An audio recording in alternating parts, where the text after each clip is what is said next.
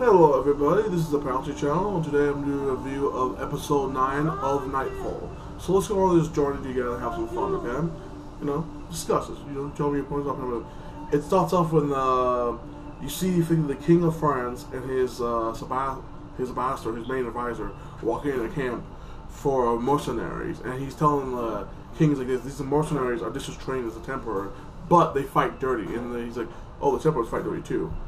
Then it cuts off to Godfrey talking to his other Templars about the Pope and how they should all wire up and challenge the Pope and take over the declare war on the Pope like this and have a inner war. But this is kind of stupid because back then the Templars would never go against the Pope like that. It's taught they're Christian too. They would never go against that. It's they'd be all for the Holy War. But it cuts off after that to the Queen of France in a carriage riding to the castle. She's made it back to France, the main castle, like this. And then you see Godfrey, like that. It cuts to Godfrey like this, and he's talking to his friend, his best friend, like this. He's like, hey, you can be a Knight Templar again, like this, offering his job back because after he joined the Light Brothers, like this. And he's like, yes, okay, I forgive it. He has I forgive you. Okay, I apologize. We're past that. Then it cuts off to him basically just talking to him a little bit, and then it cuts off to the Queen of France. She gets in a room like this. She before she meets the king shakes her hands, like little lovely. Then she goes in a room, and he knows something. Oh my God, to her little servant like this. Cuts off to that. You see Godfrey leaving the castle. We're about to leave the castle. All his brothers are with you. We have your back, and they're all making pledges to him. He's like, yes, I got you. It's cool. All cool. Yeah, I got you. Okay, I have your back. I have something to do. So he's going to see the main Templar master of the whole France to basically to avenge him, declare war on the Pope for him doing his evil deeds and killing a master of the Templar. So he leaves the Templar. And it cuts off to him in the woods with his best friend, like that, now signed up for the Templar, like that, and a member of the Light. And they're talking about how the old friend, this is even how mad I got at you, I would never try to kill you like he did. And he's like, yes, we have to admit to ourselves, our old friend died in Aka when we lost the city like this. He's crazy. And I'm like, the whole time, no, you're a selfish bastard, dude. The Templar master. All we had to do is let him drink from the cup and heal his knee. He fucking almost died saving your ass. No, fuck you, dude. He almost died saving your ass, and you're a selfish man, dude. So I was like, screw him, dude. But it's not the point. It goes back to the castle like this, and you see Elizabeth basically sneaking around and looking for the little holes in the freaking walls, and you see the servant talking to the Queen of France, and she finds out her mother was cheating on her father, and she's pregnant with another man. Oh my God! And then it goes to cuts off of the Knight Templar emptying the castle like this, and he walks up to like this, and he talks to the master of the Knights Templar in all France, the headmaster like this. And he was telling hey, the Pope is this, he killed Godfrey, he's evil, he took the cup like this, and I've been suffering for the cup all the time, and plead his case. And he's like, it's a Pope. We cannot go against our own church. We cannot go to the Pope. Okay, who cares if he wants to use the cup to unite all Europe? How bad is that? Don't you want to go back to the Middle East? Don't you want to conquer that land?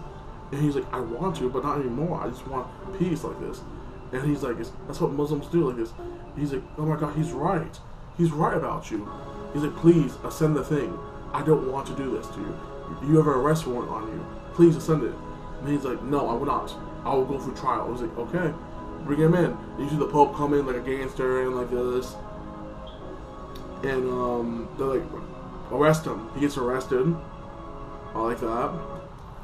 And it cuts off to the Queen and basically back in the room. The king sends his little lackey boy to give her a dress for the ball, and she's like, okay, I put the dress on. And you see the king walk in later on, and he's like, oh, talking to her and looking at her coins. And he's like, oh, this is nice, a little coin. And she kisses him, and she's like, oh no, I want you to wear your hair up like that in bow ties. He's like, okay. And then it cuts off to him. Godfrey talking to his best friend. His best friend's like this, hey, I can let you help you escape this, you know. You don't have to go to trial. I can help you out, you know. I can get you out. He's like, no, I need to go to trial. I need to plead my case, and I need to prove the Pope is a disgusting man, and he's against the templars like this. We need to end this heresy. He's like, okay, I will try. And he's like, you need to find the Holy Grail. So he goes off to do that. The trial starts. The Pope admits, like, yeah, I killed Godfrey. You know, he was a traitor. He talked to Muslims. He helped Muslims. He helped the Muslims take over the last stronghold in the Middle East.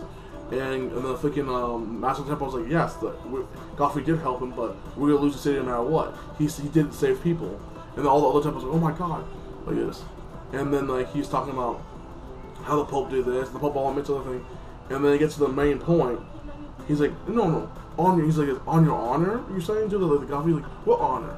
And he brings the witness in, and he basically explains like, hey, this guy's been helping out Muslims like this, helping try to with the plot with the Muslims to find the Grail, to keep it from the church, and he actually sacrificed his own brother for the temple to the Muslims to do the union with them, and he got a woman pregnant like that, and broke his vows, and all the brothers like, oh my god, screw him like this. He disrespected the whole like freaking order like this. He got a woman pregnant. He gave a brother up, like fuck him like this.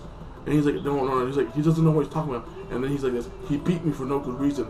And then he's like, don't you lie to me. So then, tell the truth, you try to kill me. And he's like, look at him. And then the Pope's like this, you know what? We're going to subjugate his ass, and then he'd be burned alive as a heretic.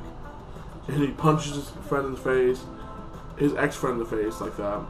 And then his friend's like this, he's like this, you freaking Jewish. He's like, oh, that makes you Jesus? Wow, okay, well, fuck you, dude. They split up. He goes back to the castle. The queen meets the king. They walk into the freaking ball. They start talking, dancing a little bit, and then it cuts off back to Godfrey, like this. He's all trained up, and then you see in the next thing, you see his like best friend going around stabbing fucking soldiers like they slit their throat, fighting, being a complete badass. And he went to find him into the room, and he meets the freaking Turkish, let's talk about Mongolian warrior assassin from the episode, I think episode 6 or 7. Tell me if I'm wrong.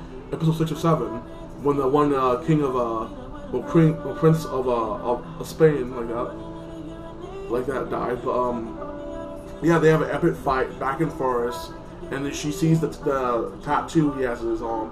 I don't think it's a tattoo. I think it's a brand because they burned it on his arm.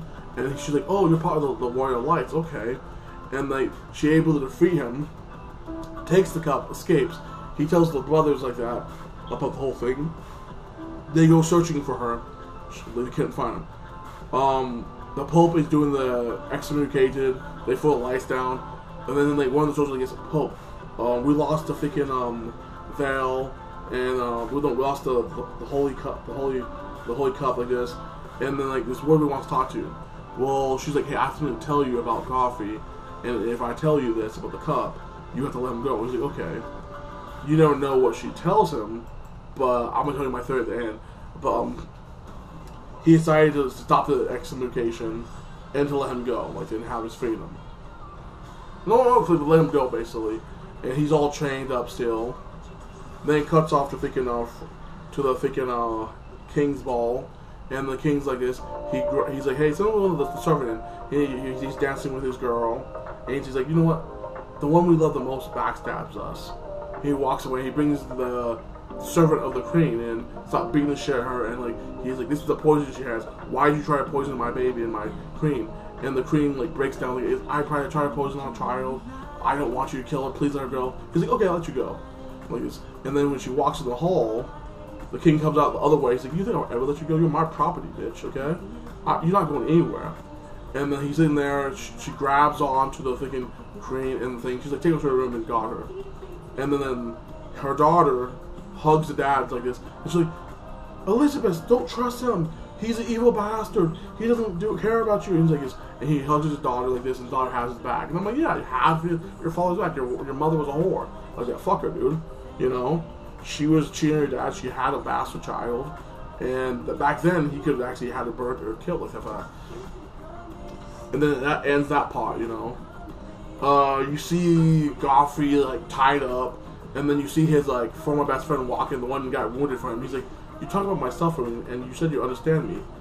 You can understand my pain, but now I'm gonna make you really understand." Well, for that, I understood the Pope. Like, he comes in with a sledgehammer, wooden sledgehammer. He's like, "Now you can truly understand."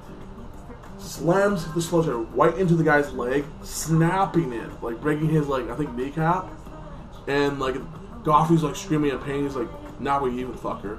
Bye. Episode ends.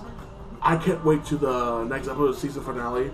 You know, it's gonna be amazing. It's gonna be good. It was some silly parts like this because like the Knight Templar fight.